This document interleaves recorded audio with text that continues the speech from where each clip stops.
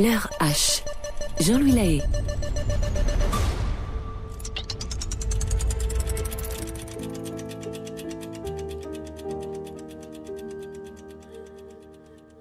19h, le 7 mars 2008.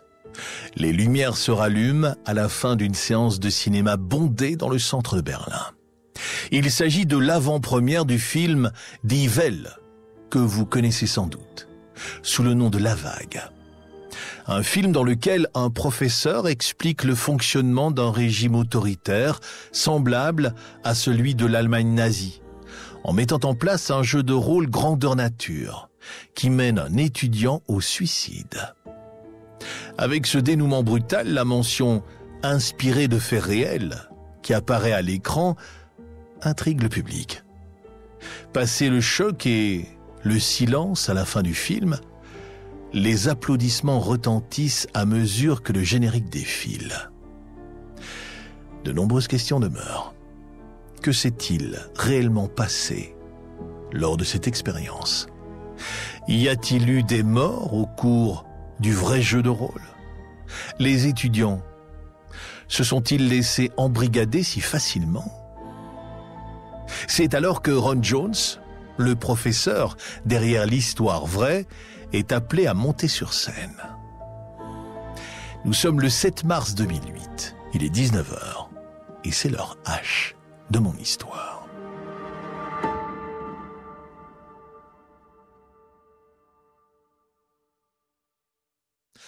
Un homme chauve, vêtu d'un pull noir, se dirige vers la scène. C'est le fameux Ron Jones, le professeur derrière l'histoire vraie du film La Vague, qui vient d'être montré pour la première fois en Allemagne.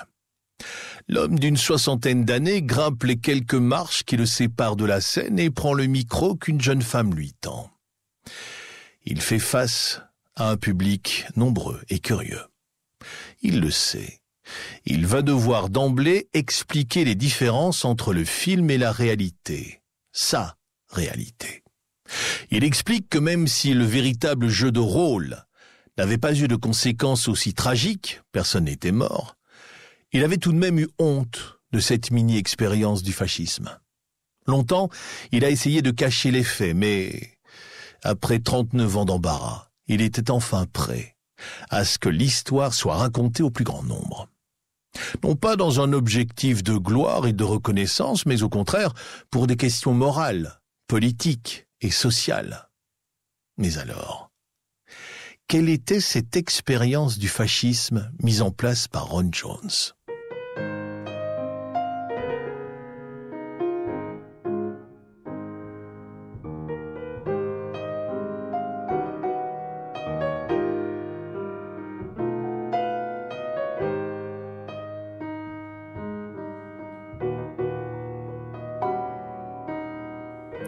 Pour découvrir ce qui se cache derrière la mention « inspirée de faits réels » du film La Vague, il faut remonter près de 40 ans en arrière, au début du mois d'avril de l'année 1969, et se rendre dans le lycée de Küberle, l'un des 3 lycées publics de la ville de Palo Alto. Situé dans le comté de Santa Clara, au sud de la baie de San Francisco, la ville de Palo Alto est connue pour héberger notamment l'université de Stanford, l'un des établissements les plus élitistes des États-Unis.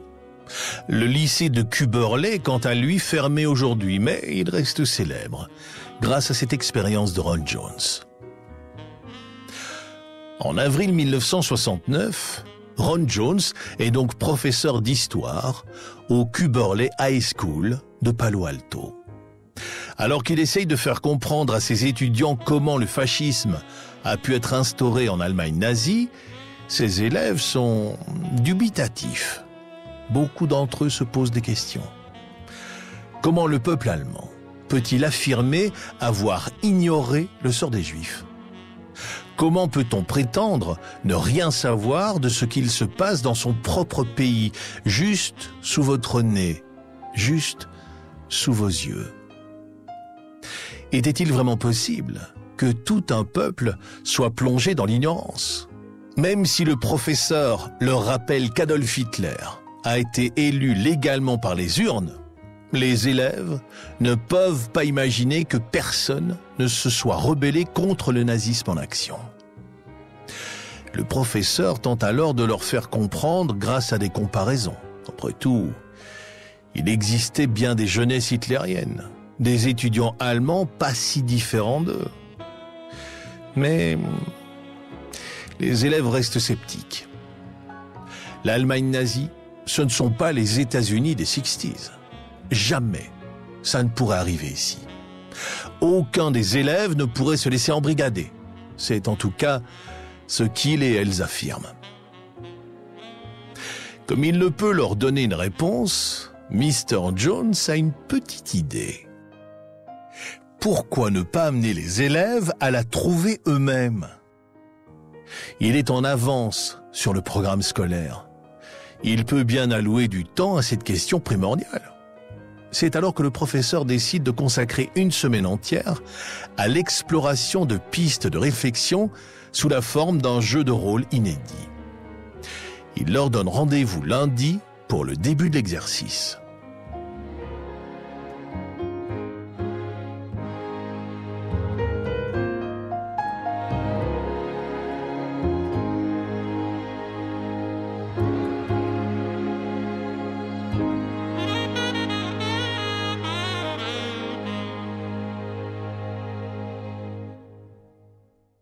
Lundi, Mr. Jones se retrouve face à un parterre d'étudiants attentifs.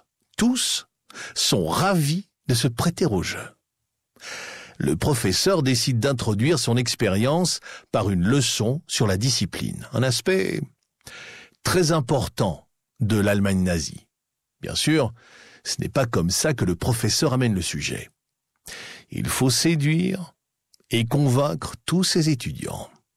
Alors, pour faire passer la pilule de la discipline à des adolescents plus enclins à se rebeller qu'à se conformer, Ron Jones prend le parti pris de parler de la beauté de la discipline.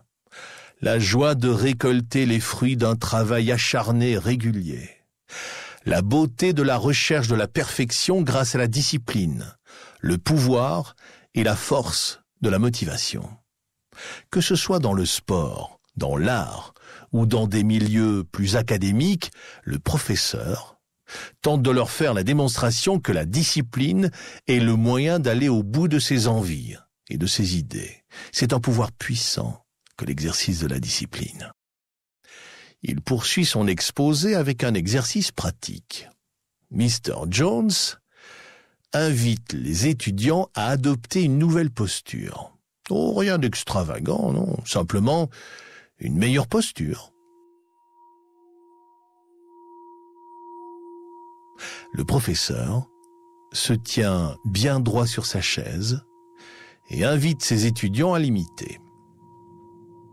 Les pieds bien à plat, les mains dans le dos, placés dans la cambrure pour redresser la colonne vertébrale. Ron Jones pointe alors les avantages d'une telle posture en posant des questions aux élèves. Vous ne respirez pas mieux? N'êtes-vous pas plus vigilant? En même temps qu'il circule dans la pièce à travers les étudiants pour corriger leur posture, le professeur propose de s'entraîner à atteindre cette position le plus rapidement possible. Les élèves se mettent à quitter leur chaise et à la rejoindre dès que le professeur leur donne. Au cours de l'exercice, Mr. Jones ajoute des contraintes et des règles. Il faut atteindre la position sans faire le moindre bruit, et ce, avant la dernière sonnerie de l'établissement. En plus, les élèves devront dorénavant toujours avoir une feuille et du papier sur eux. Ils devront commencer toutes leurs phrases par « Mr. Jones ». D'ailleurs, les réponses aux questions du professeur ne devront pas faire plus de 3 mots, et ces 3 mots devront être délivrés de manière dynamique, car la mollesse et la léthargie n'ont pas leur place dans son cours. Les étudiants se prennent tout de suite au jeu, et ils sont récompensés pour leur participation. Face aux réactions enthousiastes, le professeur se demande: Est-ce là une façon ludique d'illustrer ce qu'est la discipline et de l'obtenir en classe? Ou alors, cette expérience pourrait-elle être la première pierre d'une étude expérimentale psychologique? Ron Jones est étonné de voir l'obéissance des élèves à toutes ces règles et contraintes qu'ils rejettent pourtant habituellement. Se pourrait-il que le désir de discipline soit inhérent à la nature humaine? Les élèves seraient-ils prêts à se conformer à une extrême discipline simplement pour rentrer dans le rang et être dans la norme? En tout cas, une chose est sûre, l'exercice fonctionne. Tout le monde joue le jeu de la discipline sans sourciller et même avec amusement.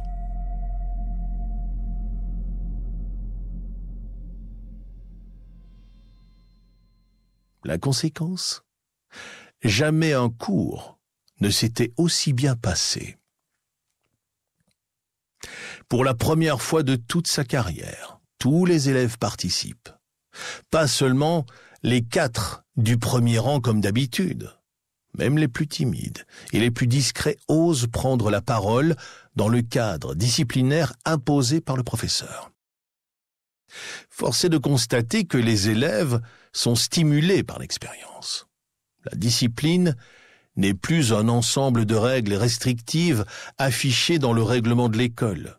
Ce sont désormais des consignes qu'il faut à tout prix respecter pour entrer dans la danse et surtout pour ne pas être évincés du jeu. Les élèves, autrefois éparpillés entre plusieurs groupes, ne forment désormais plus qu'un grand bloc uniforme. La cohésion de groupe n'en est que renforcée. Et c'est pas tout. À la fin de cette première journée, Mr. Jones se rend compte que l'expérience a un effet sur lui aussi. Elle le sort de son quotidien qui consiste à dérouler le programme scolaire. Et en sortant des sentiers battus, le professeur se surprend à quitter la salle de classe excité à l'idée de continuer le cours le lendemain. Ce qui ne lui était pas arrivé depuis bien longtemps. Pourtant, le succès de son expérience lui laisse un drôle de sentiment. Alors qu'il souhaite faire la démonstration de ce qu'est un régime autoritaire pour mieux le dénoncer, il constate que les élèves en redemandent. Ron Jones est pourtant un adepte de techniques éducatives innovantes, dans lesquelles l'élève dispose d'une grande autonomie. Et le voilà à éprouver l'efficacité d'une méthode autoritaire qui repose sur la verticalité et l'obédience. Cette semaine de cours particulière le fera-t-il changer d'avis? Ce n'est que le début, et Ron Jones n'est pas au bout de ses surprises.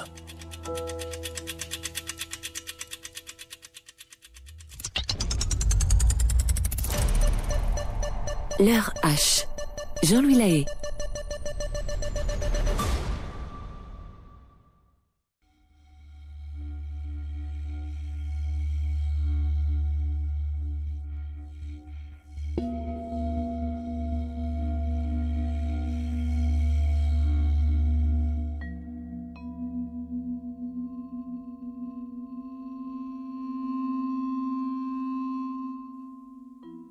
Quand Ron Jones entre dans la salle de classe le mardi, le deuxième jour de l'expérience, il se trouve face à des élèves assis en silence dans la posture de discipline apprise la veille.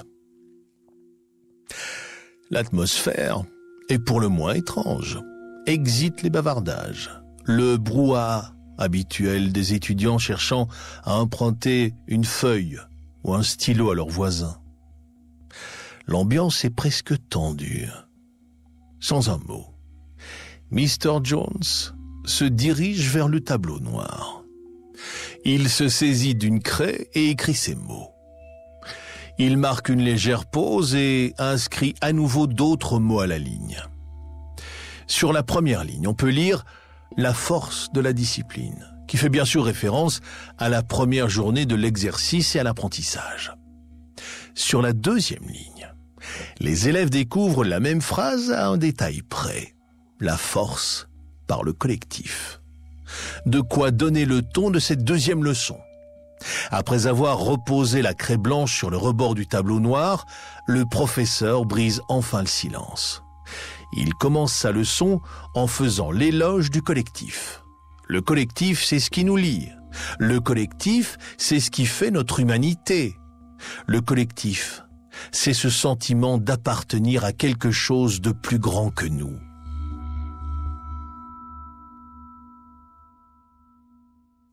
Et comme pour la discipline la veille, Mr. Jones entend donner la preuve par l'exemple. Et pour ça, rien de plus simple. Il demande à un élève de scander la phrase « la force par la discipline », puis « la force par le collectif ». Il demande à un autre élève de le faire en même temps, puis à un autre et encore un autre, jusqu'à ce que tous les élèves soient à l'unisson. Le message de sa leçon est clair. La discipline, appliquée au collectif, permet d'aller plus loin. Et la récompense est évidente. Le sentiment d'appartenance à un groupe, un sentiment puissant, qu'il va bientôt amplifier encore davantage. À la fin du cours, Mr. Jones décide de créer un signe de ralliement pour que les membres du groupe puissent se reconnaître entre eux. Sans trop réfléchir, il lève le bras et plie ses premières phalanges pour former une sorte de C avec la main. Il dit aux élèves que désormais, ils devront se saluer de cette manière en classe, mais aussi dans les couloirs de l'école entre membres du groupe. Pour compléter la panoplie, le professeur décide de trouver un nom au groupe. Il choisit le nom de « Troisième vague ». La ressemblance avec le Troisième Reich est criante, mais Ron Jones explique ce choix par l'idée que le haut de la main ressemble ainsi à une vague sur le point de se briser. Quant au chiffre 3, il l'emprunte à l'idée que les vagues forment une sorte de réaction en chaîne au cours de laquelle la troisième vague serait toujours la plus grande.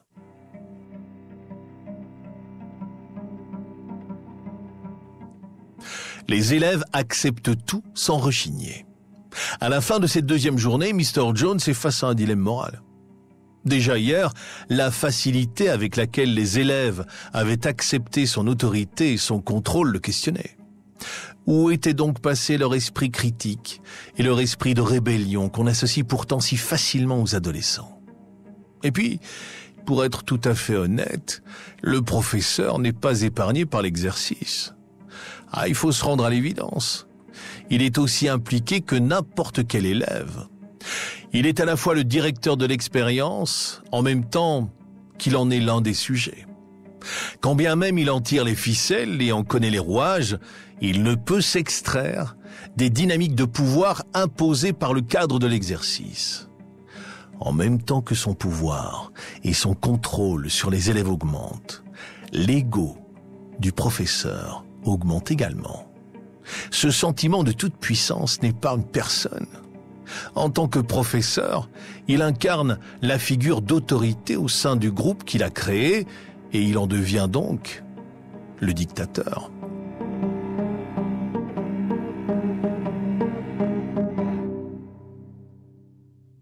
Le pouvoir qui résulte de sa position est galvanisant. Jamais ses élèves ne l'avaient autant écouté. À la fin du cours, le professeur et les élèves effectuent leur salut, sans même se consulter. Ils forment désormais un groupe homogène, en parfaite osmose. Ce groupe ne reste pas secret très longtemps. Les bruits de couloir circulent vite, et les étudiants qui ne participent pas à l'exercice sont extrêmement intrigués par ce qu'il se passe dans la salle de Mr. Jones. Bientôt, nombre d'entre eux souhaitent rejoindre la classe et l'expérience. Chose que le professeur accepte dès le lendemain, lors du 3e jour de l'exercice. Nous sommes donc mercredi, et le groupe de 30 élèves devient subitement un groupe de 43 élèves. La veille au soir, 13 élèves avaient en effet décidé de rejoindre la 3e vague, et ce, même s'il avait fallu abandonner d'autres cours pour avoir le temps. Alors que le groupe s'agrandit, Mr. Jones décide de renforcer son identité par la création de cartes de membres pour tous les élèves qui décident de continuer l'aventure. C'est aussi l'occasion de tester l'engagement et l'implication des étudiants au sein du groupe. Et sans surprise, tous les élèves souhaitent récupérer leur carte d'adhérent. Mais le professeur ne s'arrête pas là. Il souhaite illustrer une nouvelle règle: la force par l'action.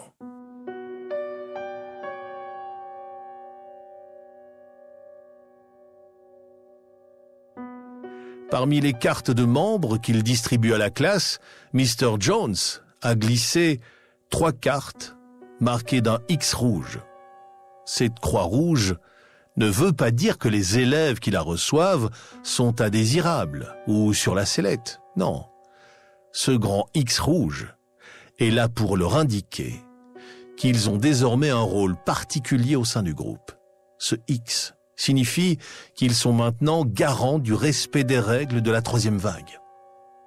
Ils devront ainsi dénoncer celles et ceux qui ne se conformeraient pas aux règles établies du groupe. Le professeur justifie ce nouveau rôle en avançant que la discipline et le collectif ne sont rien sans l'action. Il faut prendre ses responsabilités. La loyauté les uns envers les autres est une pierre angulaire du collectif. Et cette loyauté, elle se montre dans des actes et des gestes dictés par la discipline nécessaire à l'organisation du collectif. Les réactions à son discours sont unanimes. Il est cette fois surpris de voir que les élèves abondent dans son sens. Non seulement ils sont d'accord, mais ils en veulent plus. Ils sont conquis par sa manière d'enseigner, et cela se voit. Tous les devoirs donnés par le professeur depuis le début de la semaine ont été parfaitement réussis. Certains ont même réalisé des devoirs supplémentaires, du jamais vu pour Ron Jones. Il n'en revient pas et se demande même jusqu'où serait-il prêt à aller pour répondre à ses attentes. Pour le découvrir, il les invite donc à agir pour le groupe. Que ce soit donc en dénonçant celles et ceux qui ne respectent pas les règles, en créant le logo de la 3e vague ou bien en recrutant de nouveaux membres. D'ailleurs, Mr. Jones termine sa leçon du jour en expliquant les conditions pour l'intégration de nouveaux membres au groupe. Les personnes souhaitant rejoindre le groupe ne pouvaient le faire qu'en étant introduits par une personne faisant déjà partie de la 3e vague. C'est le principe même de la cooptation. Il va même plus loin, en annonçant qu'avant de recevoir leur carte, les nouveaux membres devraient montrer patte blanche en montrant leur connaissance et leur adhésion aux règles du groupe.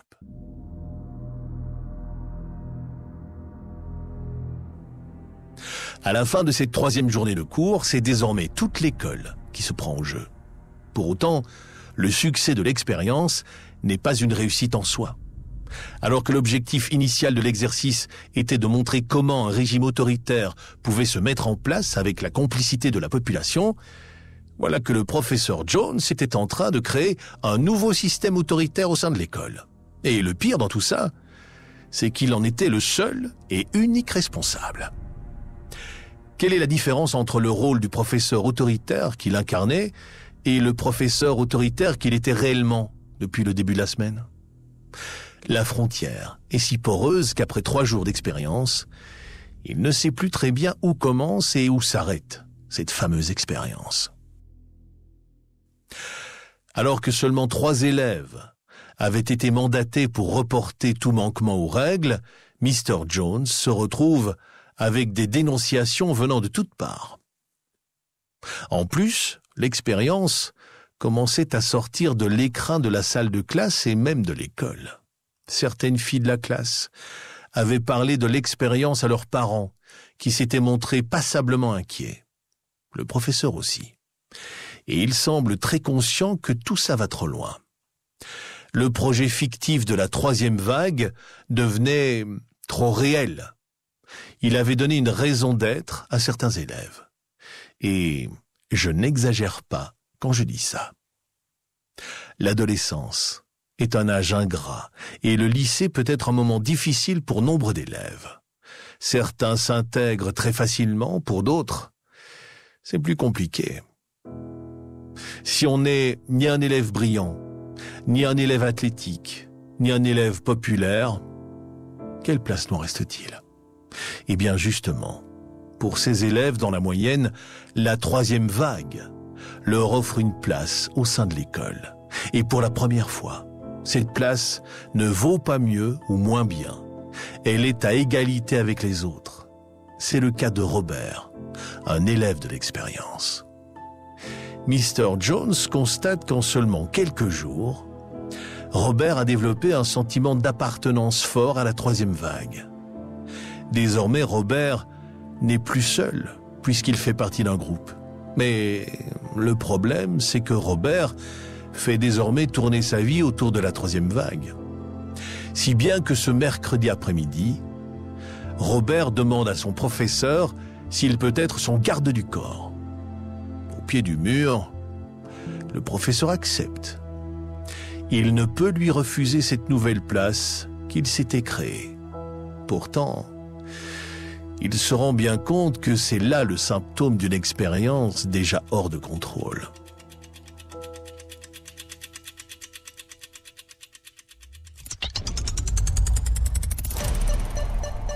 L'heure H.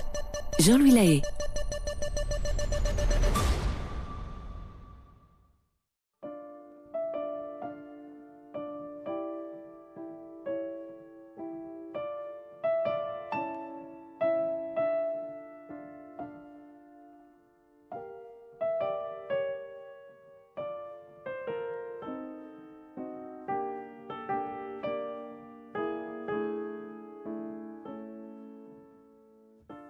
Le jeudi, l'expérience s'approche de la fin.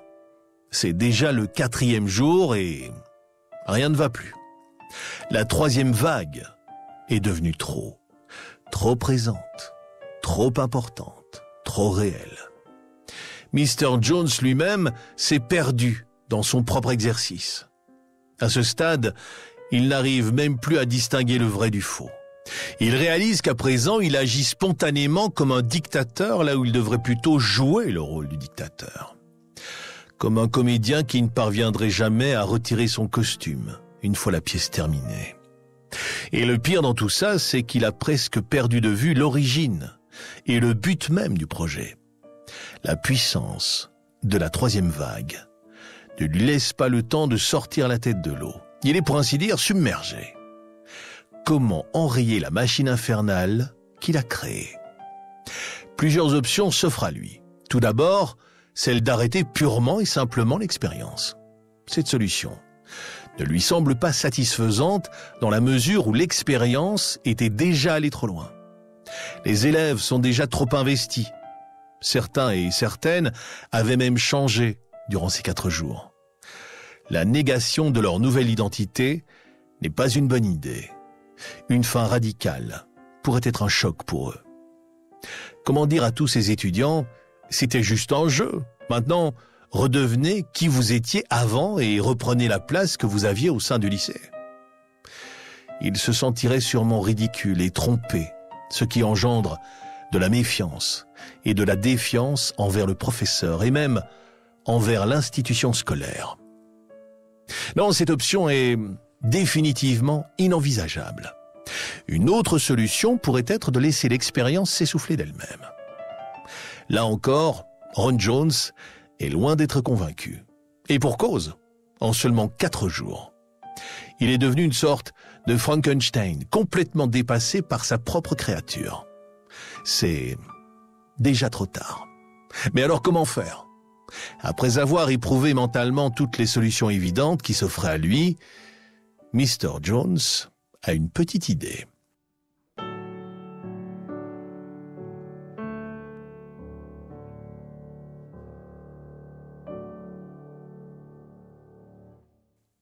Alors que commence cette 4e journée d'expérience, les rangs de la 3e vague s'étaient encore agrandis de près de 80 personnes. Et si vous avez bien suivi jusqu'ici, le groupe était donc passé en 4 jours de 30 à 123 personnes. Comment continuer cette leçon sur l'autoritarisme face à une assemblée d'élèves toujours plus nombreuse? Le professeur décide d'inscrire une nouvelle règle à la 3e vague. Après la discipline, le collectif et l'action, c'est désormais à la force par la fierté que le professeur souhaite intéresser les étudiants. Il résume sa leçon sur la fierté en ces quelques mots.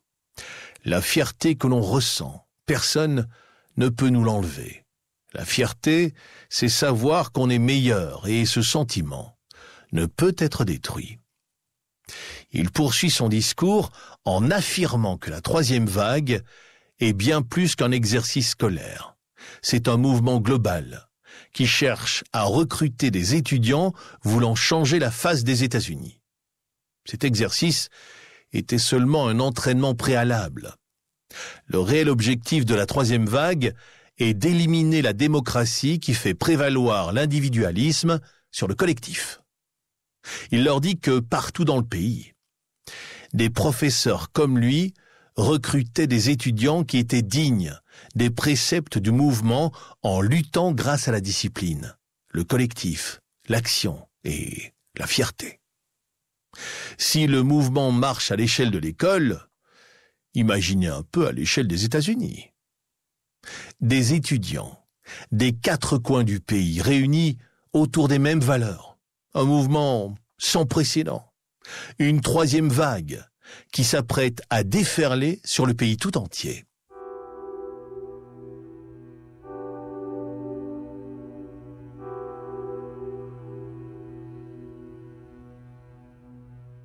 Il poursuit. En vous montrant digne du mouvement, vous êtes les élus, les seules personnes capables de se battre pour changer le destin du pays. Et pour montrer qu'il est sérieux, Mr. Jones désigne 3 étudiantes qui avaient critiqué la 3e vague d'après ce que ses rapporteurs lui avaient ramené. Il exige qu'elles quittent la pièce et le mouvement. Il explique ses motivations et demande à 4 élèves de les escorter vers la bibliothèque et de leur interdire l'accès à la salle de classe le lendemain.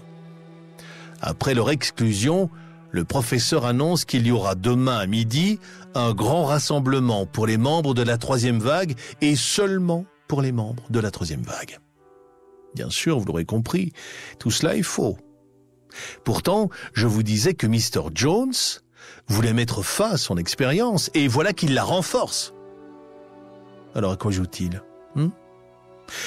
Il continue sur sa lancée avec un autre mensonge en avançant qu'un candidat à la présidentielle américaine sera présent lors du rassemblement pour annoncer le lancement du mouvement national de la 3e vague. Il ajoute que les membres du mouvement de leur lycée, le Cubberley High School de Palo Alto, avaient été choisis pour représenter la 3e vague californienne. La presse sera là donc, il faut qu'il soit au rendez-vous pour représenter dignement le mouvement. En donnant la fausse information d'une prétendue couverture médiatique du rassemblement, il s'attendait à une réaction des élèves, mais rien. Pas même une once d'incrédulité sur leur visage. Aucun geste ne traduit de comportement réfractaire. Rien. Absolument rien. Au contraire, les seules réactions sont extrêmement enthousiastes. Les élèves sont honorés, ils veulent montrer aux professeurs qu'ils en sont capables. Plus rien ne semble pouvoir arrêter les élèves. Alors il conclut son discours en leur donnant rendez-vous à 12:10 dans l'auditorium. Il leur incombe d'être prêts à montrer ce qu'ils avaient appris cette semaine et surtout, il leur demande de n'en parler à personne. Seuls les membres sont conviés. Inutile donc de mentionner la tenue de ce rassemblement à personne d'autre. Et c'est sur ces recommandations que Mr. Jones termine sa leçon du jeudi, l'avant-dernier jour de son expérience. Le vendredi, le professeur Jones ne peut plus reculer. C'est le dernier jour. Cette fois, c'est inévitable. Il va devoir mettre fin à son expérience une bonne fois pour toutes. Il a préparé la salle anxieusement toute la matinée. Les étudiants se mettent à arriver autour de 11h30. Mr. Jones en profite pour leur faire accrocher la banderole à l'image de la troisième vague que quelques étudiants s'étaient chargés de créer. Il demande à 2 étudiants de se placer de part et d'autre de la porte d'entrée pour assurer la sécurité du rassemblement. Pour ce qui est de la soi-disant venue de journalistes à l'événement, le professeur avait prévu le coup, en demandant à quelques-uns de ses amis de venir avec des appareils photos et des blocs-notes pour parfaire la supercherie. Très vite, l'auditorium est bondé. Tout le monde a répondu à l'invitation du rassemblement de la troisième vague. Avant le début des réjouissances, le professeur insiste pour qu'une photo de groupe soit prise. Puis, les élèves s'assoient en face du poste de télévision que Mr. Jones avait installé le matin même. Malgré une excitation palpable, le silence règne. Un silence que ne tarde pas à briser Mr. Jones.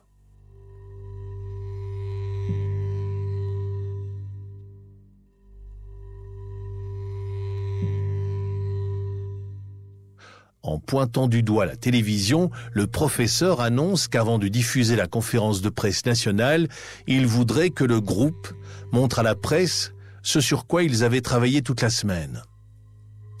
Alors d'un coup d'un seul, Mr. Jones effectue le salut de la troisième vague. 123 mains se lèvent spontanément pour répondre à l'appel du professeur.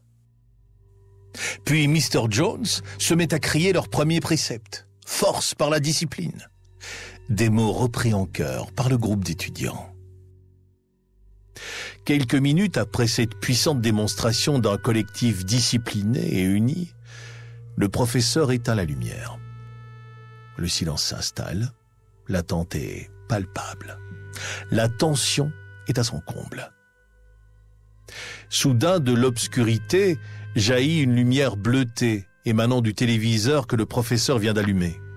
Mais, après de longues minutes à attendre, cette prétendue conférence de presse internationale en fixant l'écran blanc de la télévision, force est de constater que rien ne vient. Aucune image, aucun son. Tout à coup, un élève se lève et se met à hurler. « Y a pas de leader, c'est ça ?» Sa question est comme une onde de choc. De l'attente et l'excitation, le groupe passe d'abord par la confusion, avant de s'enfoncer dans la désillusion et la déception. Malgré la montée d'adrénaline, Mr. Jones ne se décompose pas. Il s'approche du téléviseur et l'éteint. Il rallume la lumière et observe la pièce.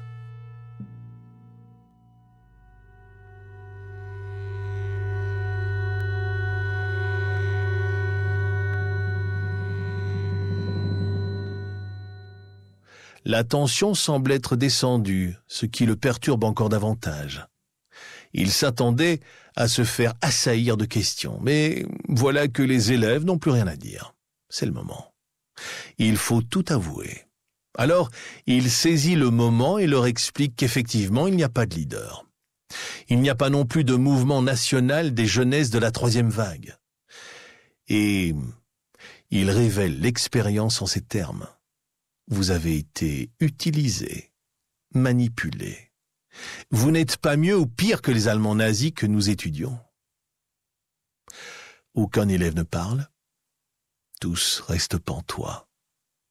Comme personne ne lui répond, le professeur continue son discours en expliquant aux élèves qu'ils pensaient être choisis, que leur appartenance au groupe les rendait spéciaux et qu'ils valaient ainsi mieux que les autres. Au contraire, ils se sont laissés diriger, quitte à oublier leur esprit critique et leurs convictions. Peut-être pensait-il que c'était amusant de faire partie de ce groupe et qu'il pouvait s'en retirer à n'importe quel moment. Alors, pour terminer sa démonstration en beauté, le professeur conclut par ces mots. « Jusqu'où seriez-vous allé ?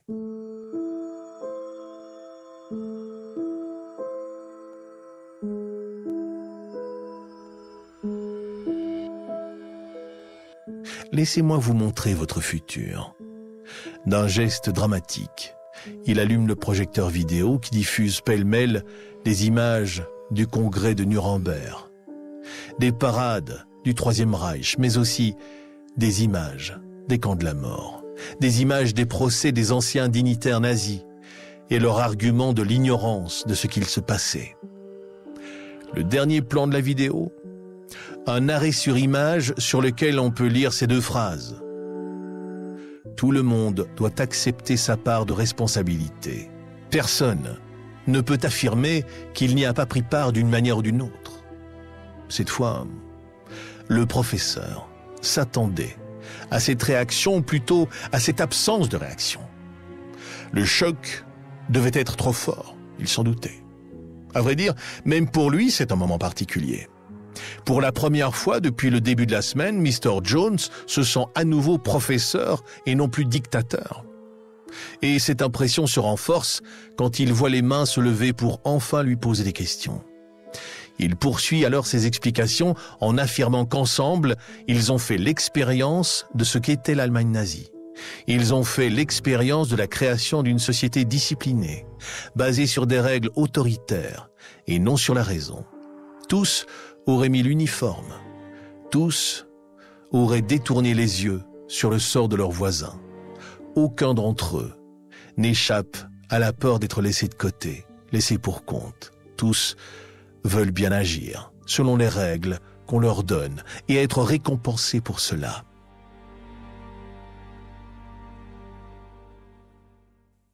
Son objectif, à travers cette expérience, il était bien celui-là, montrer que personne n'est imperméable au fascisme. Le fascisme est pernicieux, il ne suffit pas de l'avoir combattu une fois pour le voir disparaître définitivement. Alors, pour clore l'expérience, Ron Jones pose la question au groupe de savoir s'ils se souvenaient de ce qui avait précipité le début de cet exercice. Il leur rappelle que plusieurs d'entre eux ne comprenaient pas comment la population allemande pouvait affirmer qu'ils ne savaient pas ce qu'il se passait. Comment la population avait pu passer sous silence les atrocités du régime nazi. Eh bien voilà, Mr. Jones venait de leur montrer au cours de cette semaine. Preuve en est, il est sûr qu'aucun d'entre eux ne racontera jamais ce qu'il s'est passé lors de cette journée finale, car la honte est un sentiment puissant. Personne ne veut admettre qu'il a été manipulé ou qu'il a agi aveuglément par instinct grégaire.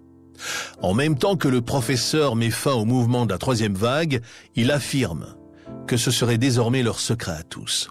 Un secret engendré par la honte donc, mais un secret qui les lie tous et toutes pour toujours. Sur ce point, le temps donne raison à Mr. Jones, car jamais le rassemblement de la troisième vague ne fut discuté ou ne serait-ce qu'évoqué avant de nombreuses années.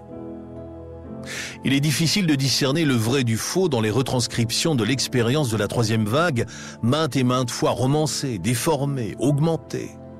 D'autant plus lorsque la principale source de cet événement n'est autre que le créateur de l'expérience lui-même, Ron Jones. Toujours est-il qu'à l'heure de la montée du fascisme et d'une méconnaissance des jeunes de ce qu'est la Shoah, cette expérience nous rappelle plus que jamais la fabrique des régimes autoritaires. Aujourd'hui, comme dans les années 40, il est toujours possible de fermer les yeux sur des génocides en cours partout dans le monde en disant qu'on ne savait pas. Ne l'oublions jamais.